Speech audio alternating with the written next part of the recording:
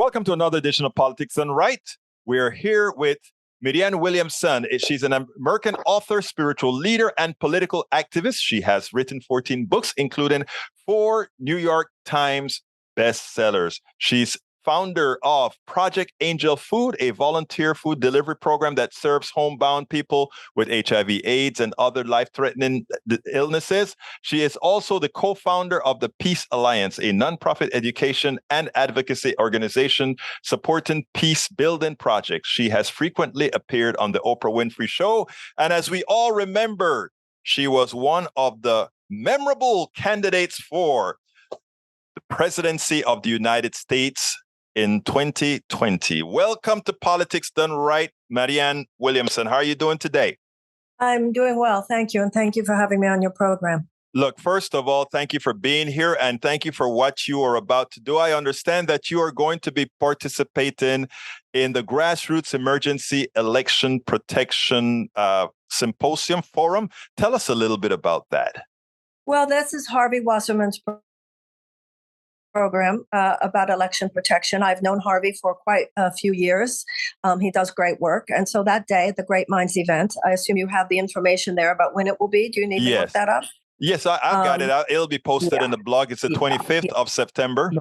Well, he will be talking about the effort to protect the election, both in 2022 and, of course, in 2024.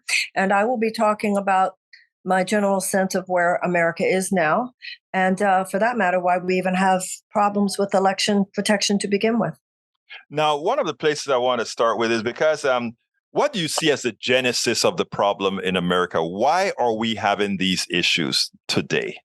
Well, there are many angles on which we can discuss that, but I think 2 are most important. One does go back to the beginning, of course. There is a flaw that was built into the system. In 1776, when the Declaration of Independence was signed, it was signed by 56 men who did risk their lives to sign a document, which, if the war had gone differently and if the British had won, these men would have been executed as traitors. And by signing their names, they were imbuing in our mission statement and our Declaration of Independence, the very enlightened ideals, particularly enlightened for that time, although to be honest, they're very enlightened for this time as well, that all men are created equal and that all men are given inalienable rights of life and liberty and the pursuit of happiness. The problem, of course, the inherent flaw, the fundamental dichotomy is that 41 of those 56 signers were themselves slave owners. So from the very beginning, there has been this bipolarity to the American consciousness. From the very beginning, there has been this inherent struggle between the enlightened principles on which we purport to stand and the fact that there have been forces from the very beginning for whom the exaltation of property rights and their own economic interests ran counter to the actualization of those ideals. So the struggle has always been and continues to be within every generation between those who are willing to struggle and sacrifice in order to attain those ideals and those who are willing to perpetrate even heinous forms of violence in order to make sure that those ideals are not embodied. In a very real way, therefore, what we are experiencing now is simply the latest iteration of the original sin of this country. That's that angle. But there's another angle which has to do with the more immediate political realities.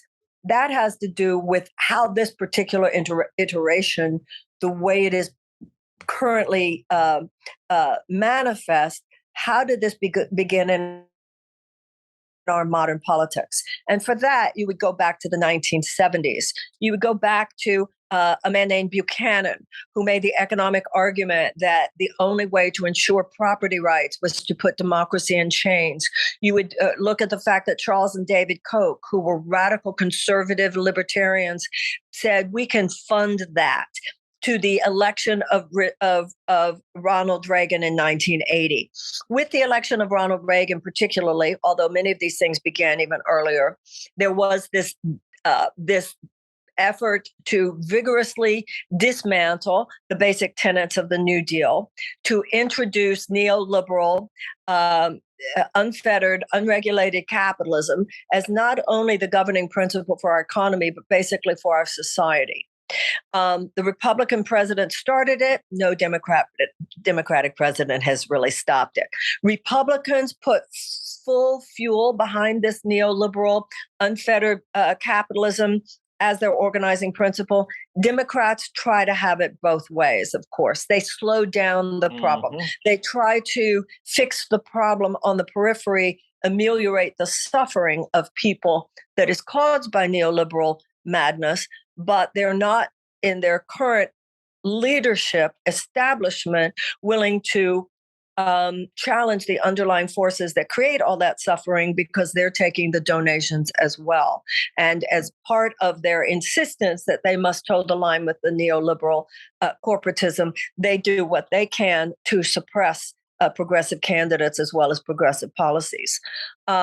So on that, if you're looking at the current iteration of the neoliberal corruption economic system, of course, the Milton Friedman and so forth, that began really full force with the election of Ronald Reagan.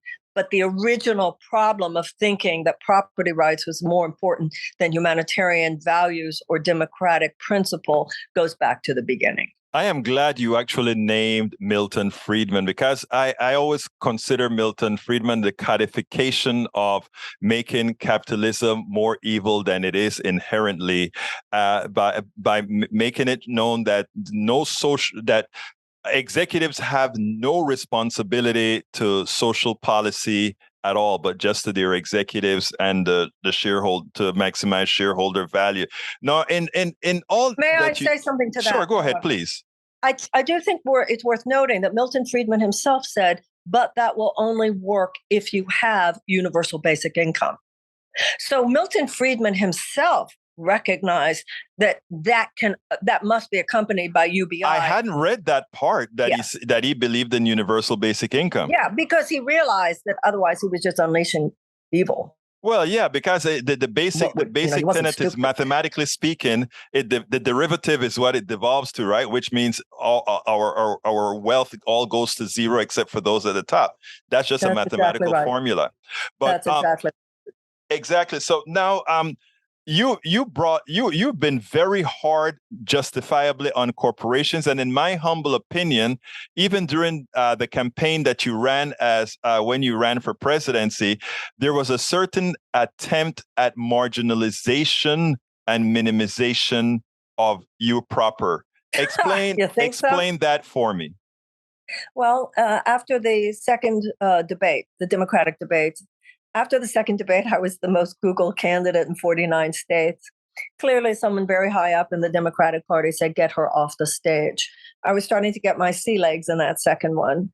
By the third debate, I could have been a real inconvenience, I assume was their reckoning. And within 3 days, the talking points were very clear. You couldn't open up your computer, turn on television, read a magazine or newspaper that I wasn't being referred to as kooky and crazy and crystal lady and new age nutcase. And I told AIDS patients not to take their medicine. And I told sick people that they just hadn't prayed hard enough. And I was anti-vax, and I was irresponsible about mental health. And I was, what was the other one? I don't know, dangerous crazy lady. And they're very good at what they do. I need to stop you there, because in making those statements, you brought up something that we speak about all the time, and that is the co-opting of the mainstream media to the corporate structure, etc.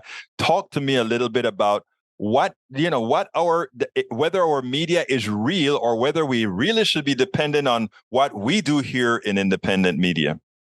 Well, it was in 1996, I'm sorry to say, under a Democratic president, Bill Clinton. The Telecommunications Act of 1996 led to the complete monopolistic corporatization of mainstream media. When I was a child, the same company was not allowed to own, in a particular town, the same company was not allowed to own the radio station and the newspaper and the television. Once you gave just a few media companies power over this. Once you got rid, as Ronald Reagan had gotten rid of the fair doctrine policy, what happened to the media is is same as what's happened to our energy policy, is what's happened to our foreign policy, is what's happened to our healthcare. It's all about profit. So mainstream media has become profit driven rather than truth driven. Journalism within mainstream media has been diminished to such a point that serious journalists find themselves on the outs within their own industry. And that is why independent media is so important, because it's just like anything else. If it's profit driven, they're going to tell you what they want you to hear for their purposes, for their economic purposes, and make sure that you don't hear what would not serve their economic purposes. So they don't want you to be listening to any political candidate. The primary example, of course, is Bernie Sanders, but that was true in my case as well, and it's true of many of these really wonderful progressive candidates who have run in this congressional season, and they will do what they can to marginalize those voices. What this partnership of corporate America and the U.S. government represents, or our political system anyway, what it represents is they have a very specific agenda, and they have also a very specific group of people that they see as capable of carrying out and perpetuating their agenda. And if anyone else comes in with, I don't know, democracy, voices that might not align with theirs, they have their ways of making sure that nobody will listen to you, to numb your voice. And they did a good job of it. They got you out of there. They put the stops on rather quickly. I remember it was a quick exit, if you will, with the marginalization and although. Yes. No, I'm sorry. I'd like to point out that a lot of people, particularly on the left, who would like to think that they're not so easily propagandized, sure went for it when it came to me. Oh, I don't. Let me tell you something, Marianne. I don't doubt that at all. There's something important that we have to understand. Some people tend to believe that the left is much different than the right, but the truth of the matter is, we have the same level of intellect and many other things across the country. It just happens to be that the left happens to have the policies that are correct in general. But as far as and being indoctrinated on the left side happens to turn out to be the right thing. But that left person could just as well have been indoctrinated on the right side and turn out to have done the wrong thing. So, I mean, there are a lot of issues in that regards. Now, that said, how are we going forward? Because you stated the last statement that you make, I think, is probative. Yes, the left can be just as gullible as the right. My question to you then is, how are we going to solve this problem? This election of 2022 should be the way I see it, should have been really a landslide for progressives, for Democrats. Based on what Republicans have shown you they will do, that's what it shows. But even the polls today, even though I know that it's a likely voter poll and nobody knows what's a likely voter poll model going to really look like, it seems to me like it's going to be a closer election than it should be. Your thoughts? Well, the problem is not how many people are going to vote for the Republicans. The bigger problem is how many people might stay home. Mm-hmm. And many people who stood in line for 7 or 8 hours to vote for Joe Biden, knowing how dangerous Donald Trump was and really believing in the promises of Joe Biden, may or may not feel as enthusiastic and as willing to stand in line for 7 hours on this coming midterm election, November 8th. Biden started out, there was a lot of talk about maybe he really would be a kind of Rooseveltian figure.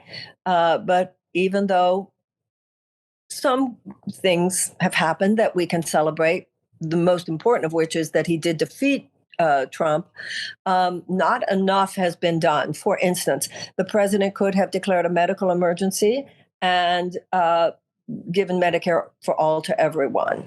The president could have declared by now a climate emergency and set us on a warp speed path towards green energy grid. Once again, on all of these things, he does incremental change. In this new Inflation Reduction Act, there is investment, pretty revolutionary, wonderful investment in green energy. But at the same time, there's also more drilling permits than even Donald Trump got. There is the $10,000 Student loan. eradication of the college loan debt, but he could have just done the whole thing. So why is it going to be close? It's going to be close because not enough people feel like it really matters to me to get him back and get the Democrats in there. There are just too many ways in which, while some people might see some difference between the two parties, even in this last 2 years, they don't see enough difference that they are willing to make the sacrifices necessary sometimes that are involved in trying to even just get your vote counted in some of these states. Biden could have done more. Biden could be doing so much more on people's health. He could be doing so much more for Flint. He could be doing so much more for Jackson, Mississippi. He could be doing so much more for Merrimack, New Hampshire. He could be doing so much more for whether it has to do with clean food, clean health, clean regenerative agriculture, people getting education. He should make a statement that we are going to have universal health care in this country no differently than they have in every other advanced democracy. Hell, they have it in Russia. They have it in China. They have it in Cuba. If all the Democrats are going to do is make incremental changes rather than just go out there and declare this is how things should be. Americans should have universal health care, period. Americans should be able to go to free college or tech schools as high as they can go if they in fact work hard enough to make it, like in every other advanced country, period. There are so many ways in which Democrats continue to show up with incremental changes, and too many people don't even have a historic memory, an institutional memory of a time when the Democratic Party was unabashedly, unequivocally in favor of the working person of the United States.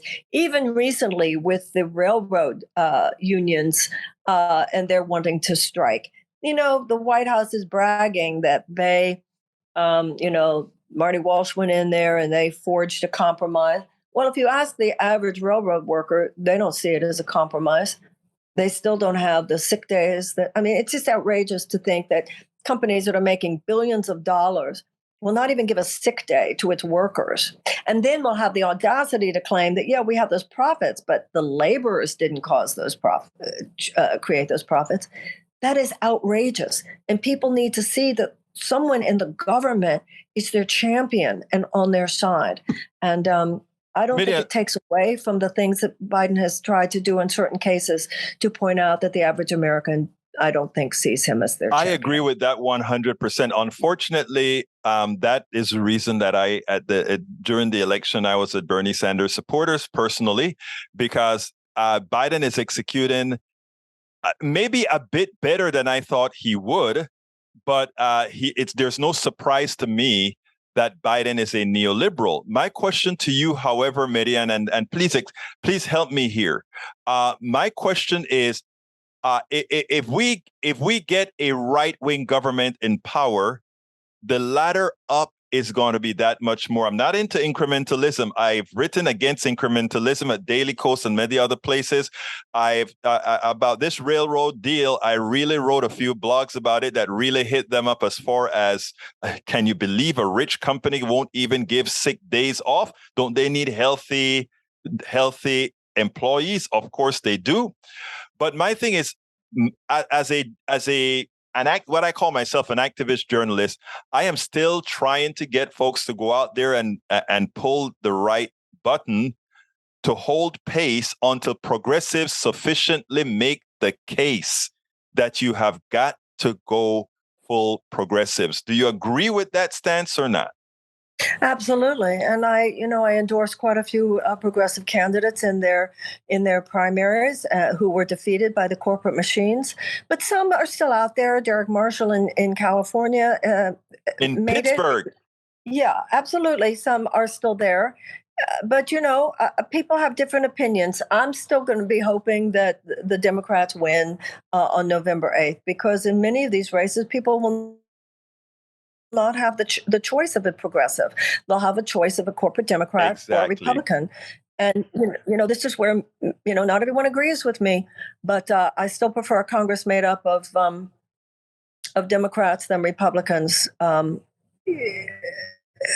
That's how I come down on it. But I know many people Marianne, don't agree with me on that. let me tell you, that is the progressive answer.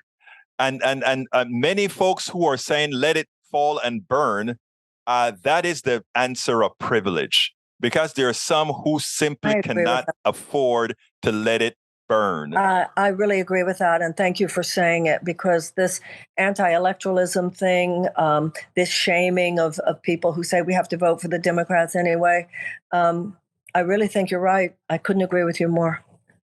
So that is where we go. But Marianne, first of all, I want to remind folks, and it'll be in the blog, that Marianne will be speaking on the 25th of September, with the name of the organization that she'll be speaking at is a Grassroots Emergency Election Protection, and all the information will be followed on the screen and inside of the blog post for this. Marianne, before I go, I always ask one last question, and that is, please tell me something that you would have wished that I'd asked you, but I just didn't get around to asking that particular question. You're really good at what you do. So there's actually nothing on a political level that I would say that about. If you don't mind, I'd like to give you a little more information about other places where I will be this week in Los Angeles. May I do that? Absolutely. I will be at Bernie's Coffee Shop on the 24th. And I will also be at a place, and I will also be at a place called Little Secret LA on the 23rd. And people can go to my events page at marianne.com to find out all that information. Well, I'll make sure to add that into the blog as well, Marianne. And look, thank you so kindly for having Thank been you. on Politics Done Right. And again, don't let 2020 stop you from 2024. Okay. Thank you for saying that. My ears are open, and I'll put your saying that into on that side of the ledger. Thank you. Absolutely. Absolutely. So thank you so kindly for having been on Politics Done Right. God bless you, sir. Thank you. We spend a lot of time deconstructing the news, trying to parse it into a form that everybody can understand. We try to find those little nitpicks where it flies above the fray, etc. If you really like these videos that we do, I want to ask a big favor. Please go ahead. Number one, subscribe to our channel, and number two, please join if you can. Thank you so kindly for watching. Keep watching. Please remember to share. We must populate the entire internet with our progressive message, a message that we know is what most Americans say that they want. So help us, please join.